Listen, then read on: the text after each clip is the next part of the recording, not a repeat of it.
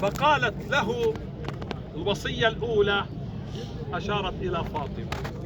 هي فاطمة التي تروي هذه الرواية التي أقولها، 5 سنوات كان عمرها. قالت أوصيك بهذه، لأنه أنا أعرف أنت رجل وأنا سأموت، وطبيعي الرجل حتى لو كان مخلصا وفيا بالنتيجة لا يقدر أن تستمر حياته من دون امرأة بعد وفاة زوجته. الغالب هكذا طبيعة الإنسان، مو شيء غلط يعني. فأنا أريد أن أوصيك بفاطمة بأنه لما تأتي لها تتزوج، يعني أن لا تكون خالتها، أن لا تؤذيها. هذا تحصيل حاصل. النبي ما كان يقبل حتى الزوجة المعروفة السيدة عائشة. في عندنا روايات، وأنا أتكلم من مصادر إخواننا الأعزة أهل السنة الذين يذكرون في كتبهم أنها في بعض الأحيان ربما رفعت صوتها فوق فاطمة الزهراء، والنبي كان يستنكر ذلك. موجود هذا. المهم، فهذه الوصية الأولى. الوصية الثانية، يا رسول الله أريد منك أن تسامحني.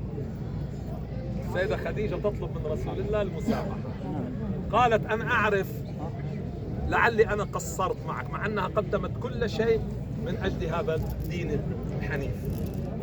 فبكى النبي صلى الله عليه وآله، تقول فاطمة، وقال على العكس من ذلك يا خديجة الكبرى، ربما أنا سببت لك، لأن بيت النبوة فيه مشاكل، ناس ما بيتركوا الأذية، التآمر، الأمور، هذا فيه أذية. فأنا أتسامح منك يا سيدتي سيدة خديجة.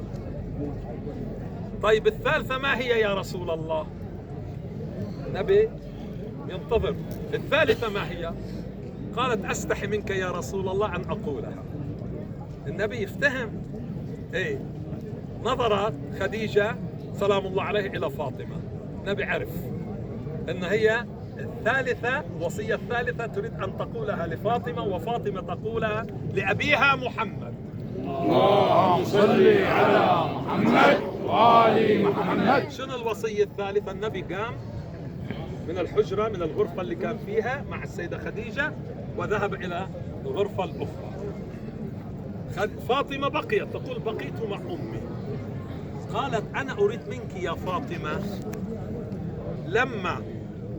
أريد منك أني لما أموت والموت حق، أريد أن يكفنني رسول الله صلى الله عليه وآله بقميصه الذي كان يلبسه حينما كان ينزل جبرائيل من عند الله بالوحي بالقرآن الكريم، لأن قميص رسول الله بركة، خير، أمان، بهذا الشكل.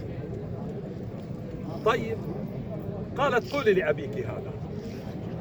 تقول فاطمة ذهبت إلى أبي، قال لي أبي رسول الله. ما فاطمة، ماذا قالت أمك السيدة؟ ماذا قالت؟ يقول قالت أمي وهي تستحي منك أنها لما تموت فأنك تلبسها القميص الذي كنت تلبسه لما ينزل جبرائيل بالقرآن من عند الله. يقول حينئذ النبي قام بسرعة من مكانه وفتح الجسمة وأخذ قميصه وأعطاه لفاطمة بنت ال5 سنوات، وقال أعطيه لأمك السيدة خديجة. وفعلا لما توفت السيدة خديجة النبي كفنها بهذا القميص وأنزلها في قبرها في مكة المكرمة في مقبرة المعلى معروفة، فوق محل ما مدفون جد النبي عبد المطلب، أبو طالب، والسيدة خديجة معروفة. المهم، هاي مرة ثانية النبي هم أعطى قميصه لامرأة أخرى كان يحبها ويحترمها كثيرا. من هي؟ فاطمة بنت أسد، أم علي بن أبي طالب أمير المؤمنين. لما وصل الخبر له أن فاطمة بنت أسد توفيت بكى النبي صلى الله عليه وآله، فقال له بعض أصحابه تبكي يا رسول الله؟ تنزل في قبرها هي فاطمة بنت أسد. قال إنها كانت أمي، إنها كانت أمي. فاطمة الزهراء أم أبيها. اليوم إخواني أخواتي خلص بعد حتى أربط الموضوع. اليوم إخواني أعزائي أحبائي مع كل احترامي لكم جميعا، نحن نعيش في هذه الدنيا، كل واحد منا بيعيش مدة من الزمن والموت حق، لا نستطيع نحن أن نفر من ذلك. قل إن الموت الذي تفرون منه فإنه ملاقيكم، على الطريق ناطركم، هذا حق. فنحن نعيش، وبعد الموت نأمل من الله عز وجل أن ينالنا شفاعة محمد وآل محمد. اللهم صل على محمد وآل محمد. السؤال الذي أطرحه الآن على الجميع، على نفسي، ما هو الأمان لنا عند الله عز وجل حينما نرحل عن هذه الدنيا؟ رحل الشيخ أبو نصير رحمه الله كما رحل الكثيرين وسيرحل الكثيرين. هذا سنن الله الجارية التي لا يمكن لأحد أن يبدلها أو يغيرها. إذا تريد أن تعرف ما هو الضمان لك وما هو الأمان لك بعد أن ترحل من هذه الدنيا لعالم آخر يختلف تماما عن هذا العالم الذي نعيش فيه، خلاص بس يروح الإنسان ما في مجال يرجع إلا بقضية الرجعة، بعض الناس خاصين، لكن بشكل عام القرآن الكريم يقول قال رب ارجعوني لعلي أعمل صالحا فيما تركت.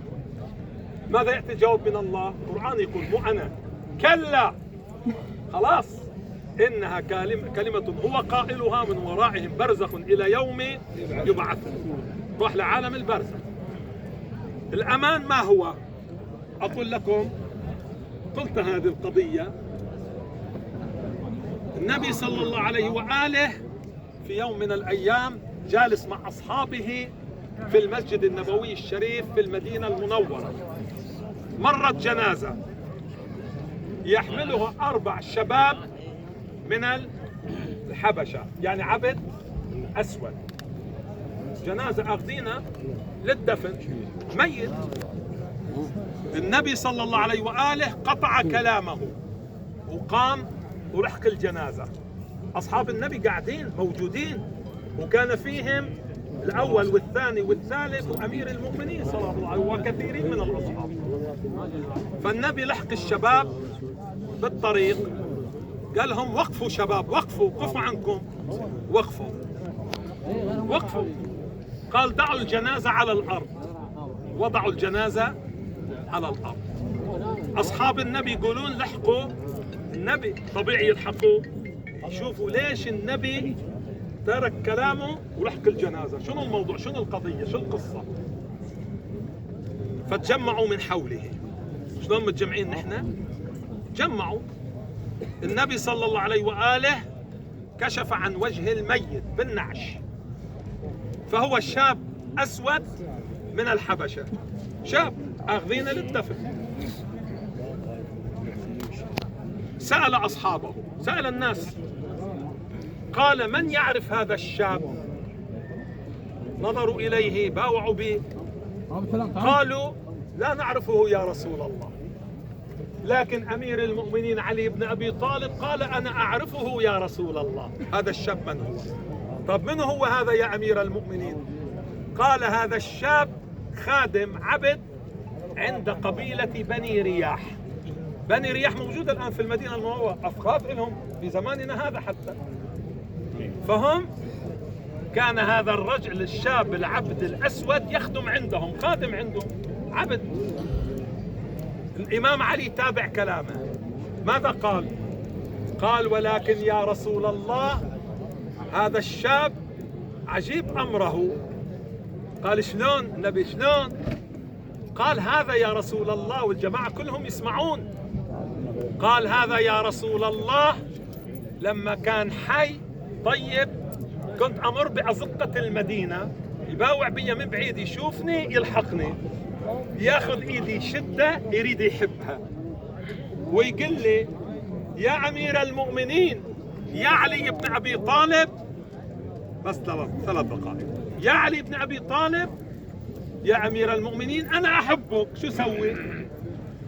بس أراك أشعر أن قلبي يطير من الفرح. هاي من الله، شو أسوي لك؟ أحبك.